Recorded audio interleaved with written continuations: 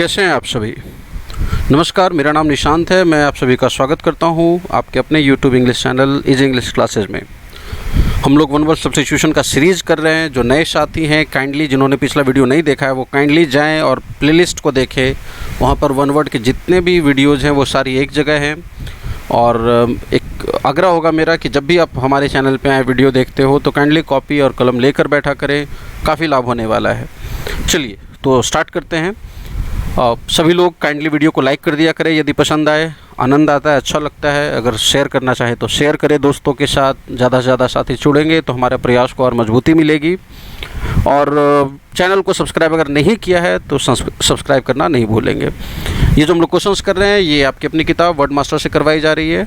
तो चलिए अब सीधे क्वेश्चंस पे आते हैं।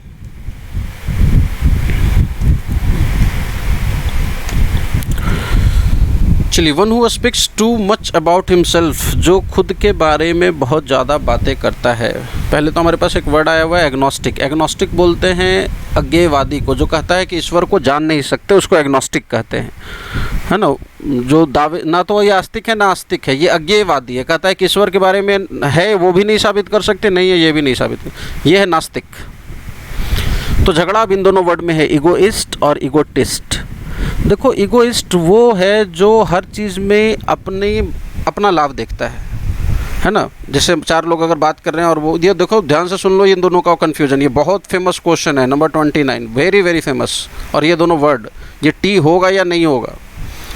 और ये बहुत पुराना उपयोग नहीं है, ये मतलब अंग्रेजी में बहुत शुरू से ये वर्ड नहीं था। ये वाला वर्ड बाद में एंट्री हुई और इसी कारण ये झगड़ा शुरू हुआ है। तो ध्यान से सुनेंगे।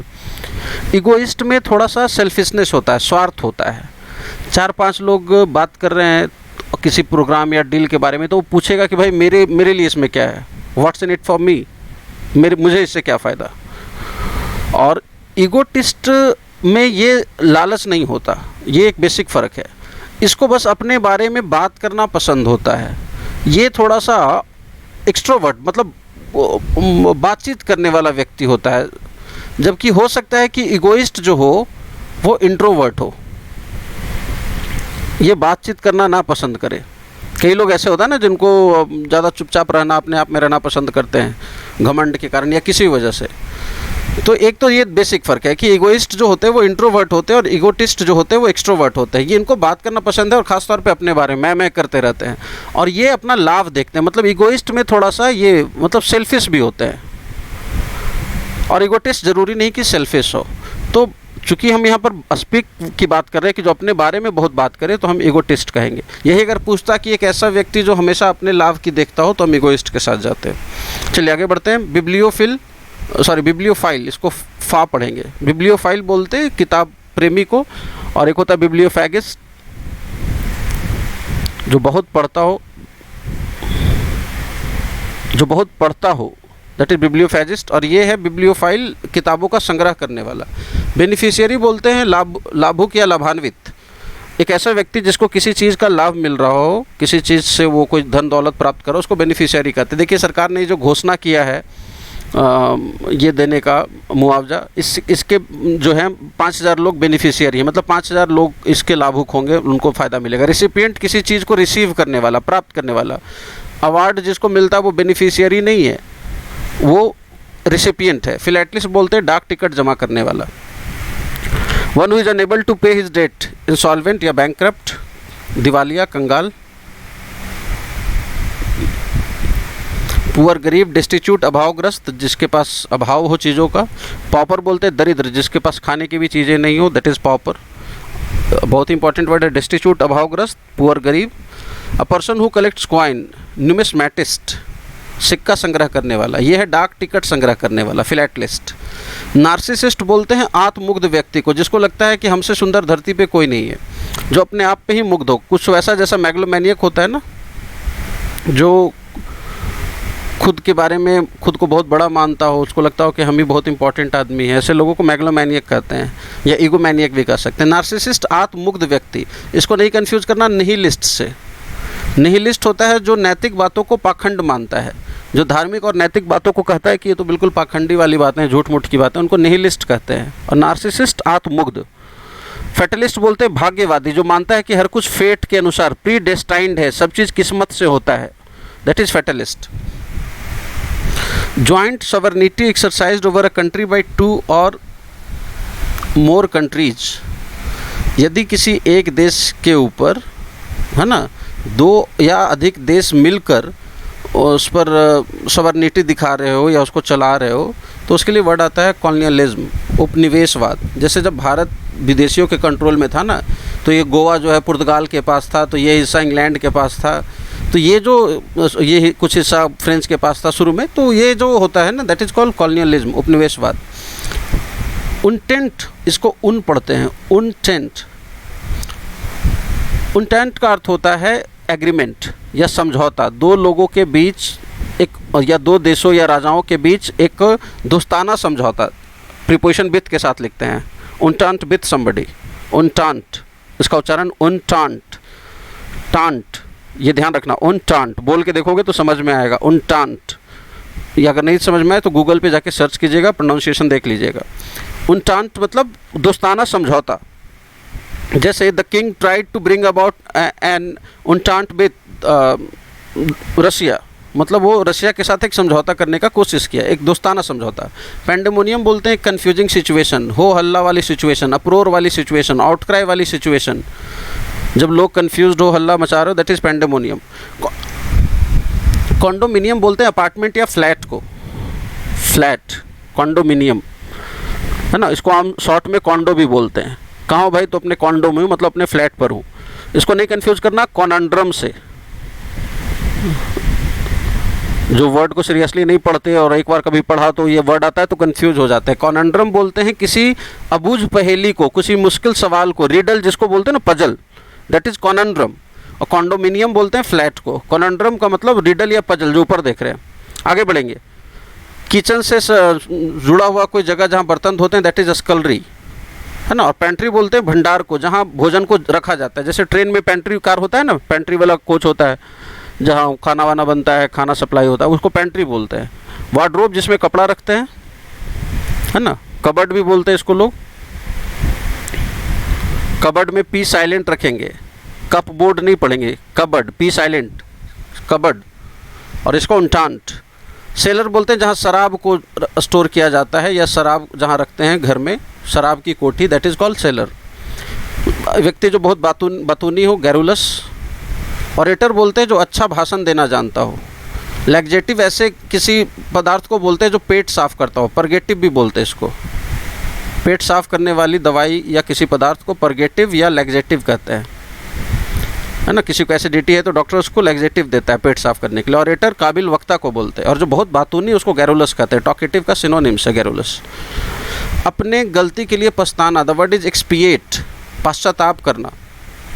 प्रोपिशिएट होता है किसी को शांत करना, किसी के गुस्से को शांत करना। इसके लिए एक और वर्ड आता है कॉन्सिलिएट। बहुत दफ़ा ये वर्ड्स मैंने आपको बताए हैं, आई होप आप कुछ सीख रहे होंगे। काइंडली पेन पेपर लेकर बैठा करें। कॉन्सिलिएट या प्लेकेट भी होता है शांत करना, पेसिफाई भी होता है शांत करना।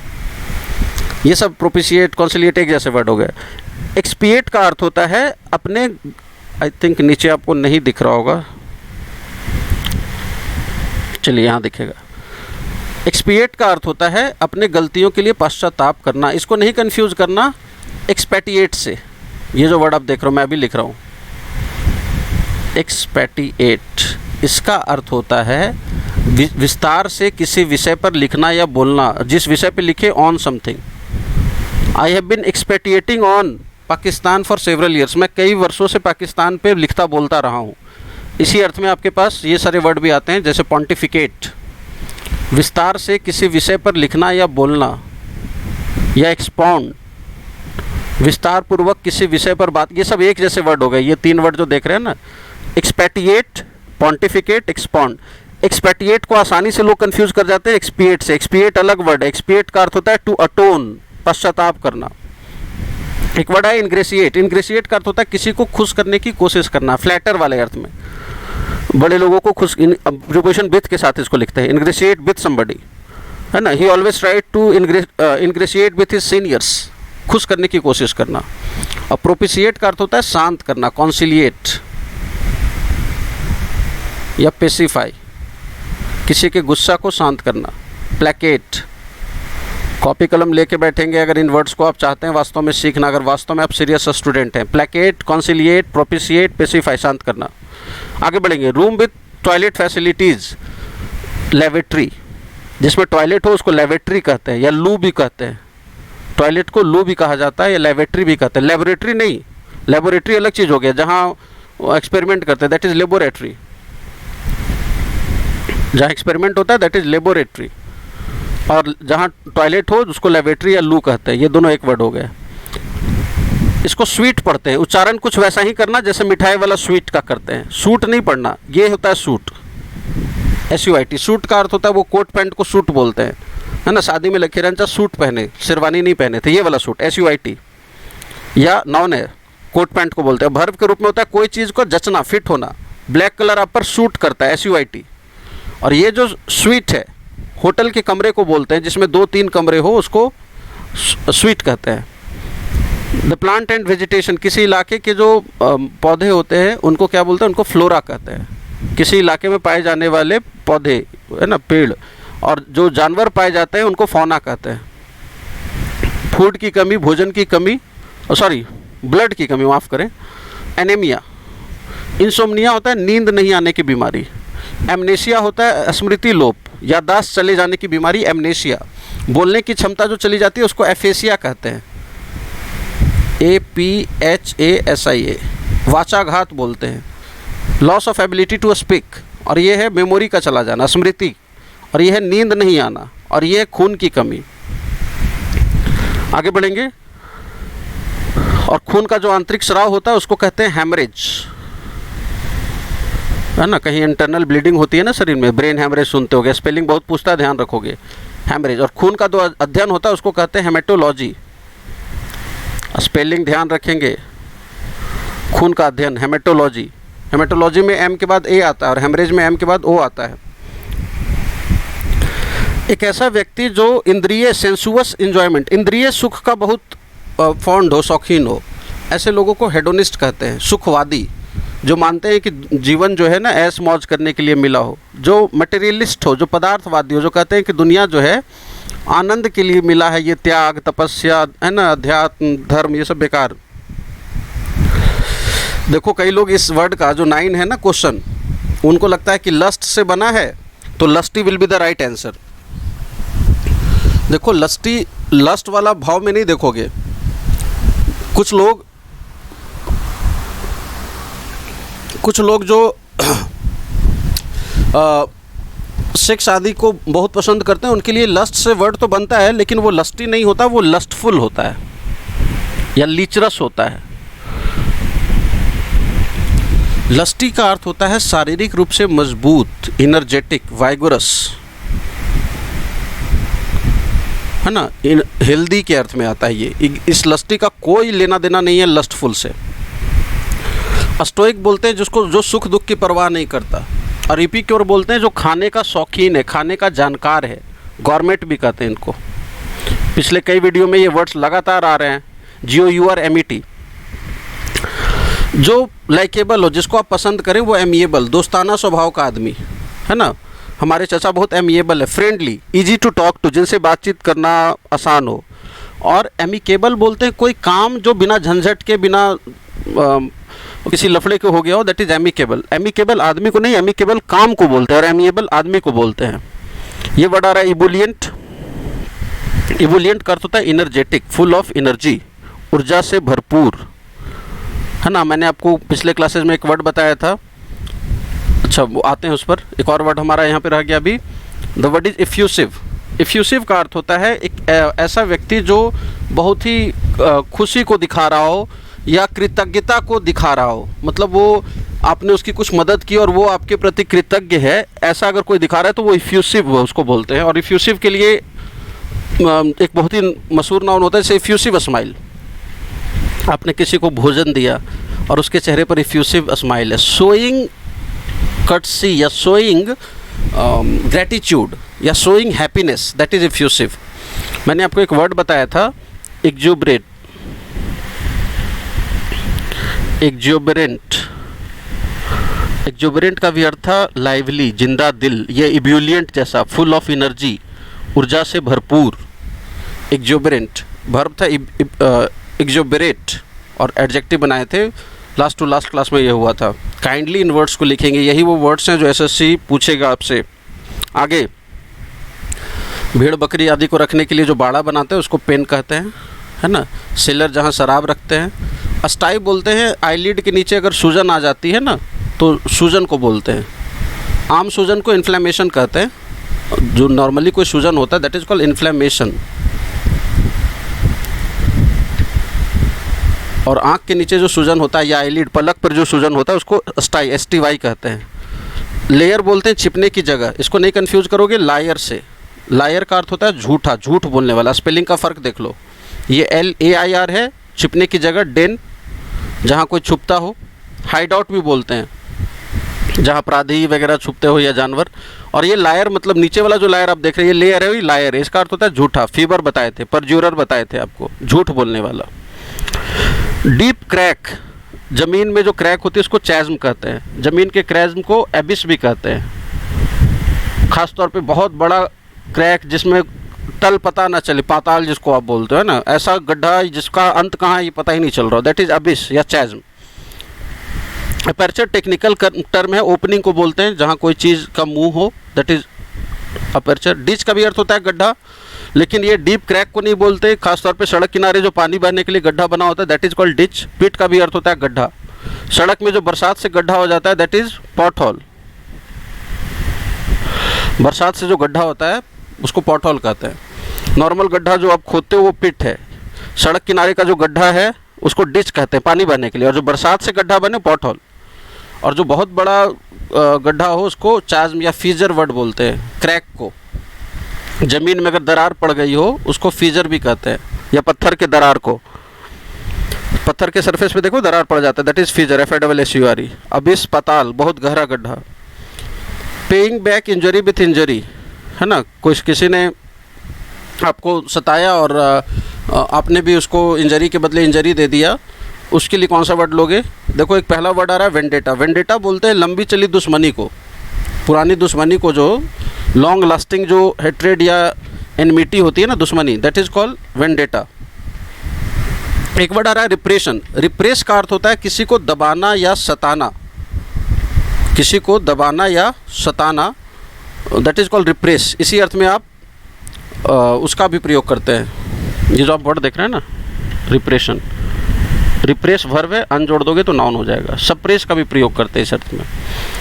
अगर आप किसी को रिप्रेस कर रहे हैं मतलब उसे दबा रहे हैं, कुचल रहे हैं। वेंडेटा वंशानुगत झगड़ा, जो लंबा चलने वाला झगड़ा है, दादा लड़े, फिर दो पापा भी लड़े, हम लोग भी लड़ रहे हैं। बदला के जो होता है उसके लिए रिप्राइजल बोलते हैं या रिटेलिएशन बोलते हैं। किसी ने नुकसान करा उसको भी नुकसान कर देंगे, दैट इज़ रिप्राइजल, बदला। सब्जुगेट का अर्थ होता है किसी को अपने नियंत्रण में लेना, कंट्रोल में लेना। नाउन होता है सब्जुगेशन, किसी को अपने नियंत्रण में, कंट्रोल में लेना। सब्जुगेट वर्ब है। किसी के खिलाफ फॉर्मल रिटन जो कंप्लेंट होता है, जो आप किसी पर चार्ज लगाते हैं, दैट इज इंडाइक्टमेंट। ये वर्ब है, इंडाइक्टमेंट जोड़कर नाउन बनाए। देखो एलिगेशन का भी अर्थ होता है आरोप, और एक्यूजेशन का भी अर्थ होता है आरोप, है ना। अब बेटा कह रहा है पापा पिताजी के बारे में कि इनके फैसलों के कारण मेरी ज़िंदगी बर्बाद हो गई, है ना, मैं कुछ बन नहीं पाया। भाई तो ये तो एक एलिगेशन हुआ ना, ये कोई थाना में आपने केस थोड़ी कर दिया पिताजी पर जाकर, कोई मुकदमा थोड़ी बनेगा उनके ऊपर।